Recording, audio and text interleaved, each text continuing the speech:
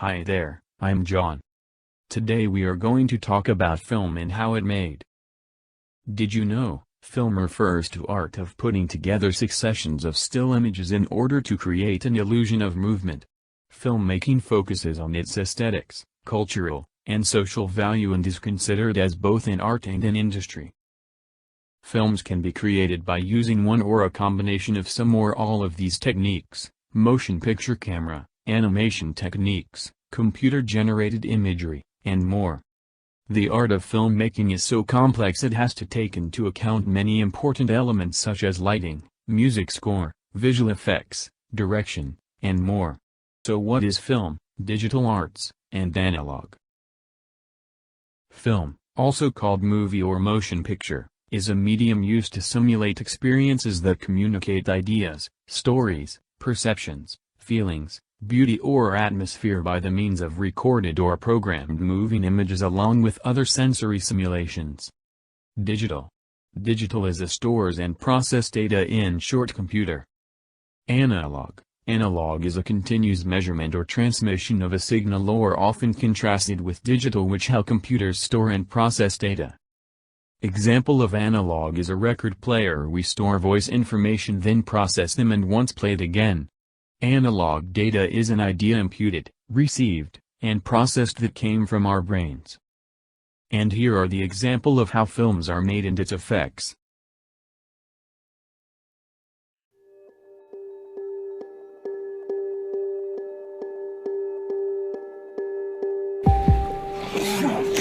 Hi, I'm Jamie Gutierrez from FameFocus, and these are amazing Hollywood visual effects done so well that sometimes you don't even realize you've just seen them.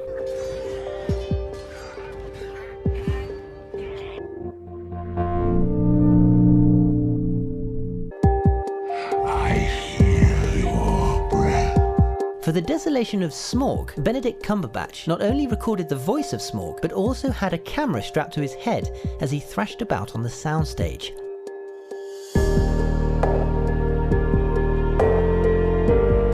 Koba from The Dawn of the Planet of the Apes was a CGI version of actor Toby Kebbell, who acted out the bonobos part throughout.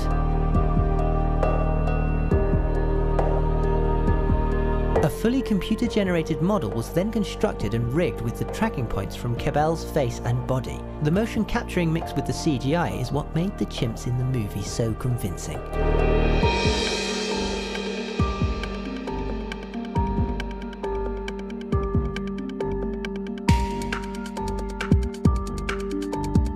Game of Thrones! It's pretty obvious to everyone that Daenerys' dragons were actually CGI.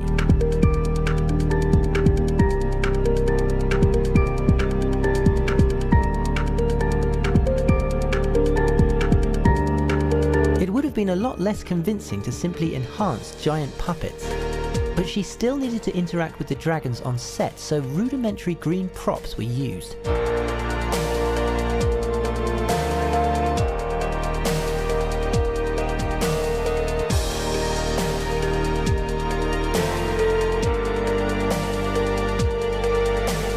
The same challenge was encountered on a much larger scale with the skeletons.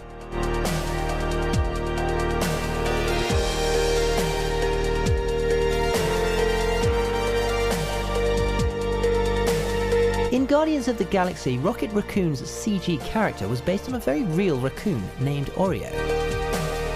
Also, there was a teddy bear version that would be filmed so the animators could get a feel of how its fur reacted to the scene's lighting.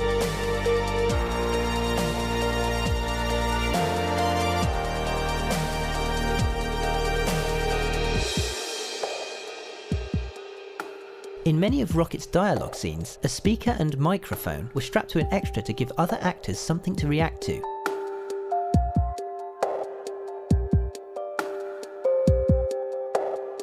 And for the other scenes, actor Sean Gunn would kneel in front of them, reciting Rocket's lines. Many of his body movements were actually used in the final animation.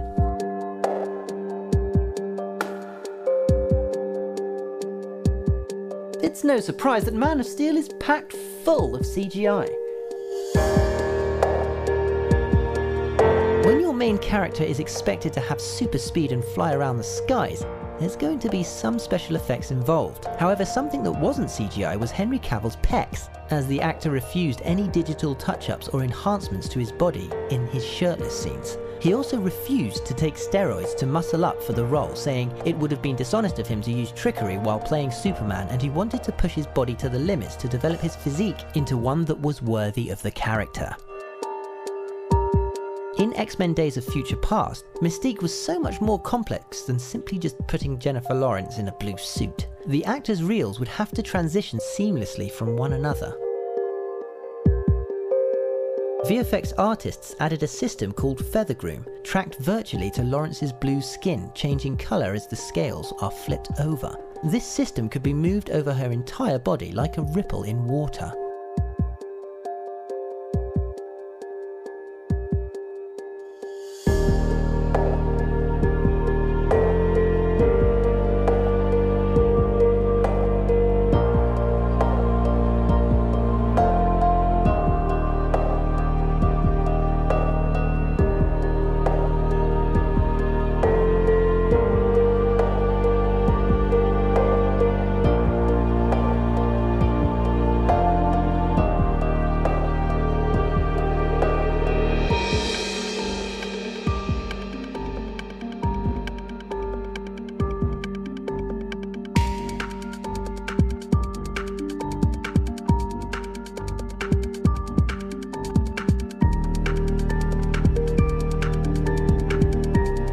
For her role as Mystique, Jennifer Lawrence wore a special bodysuit.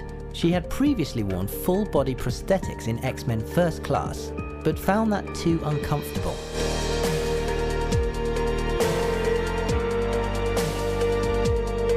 Some people wonder why the majority of the end fight in The Avengers was filmed on a green screen, and not in the real Manhattan streets. Just the logistics alone of shutting down a street for the entire shoot would have been a nightmare.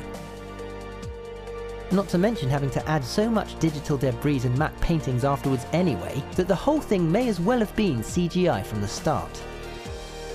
And so it was. Artists had to create cars, mailboxes, fire hydrants, traffic lights, concrete streets, cables, bars, you name it, they CG'd it.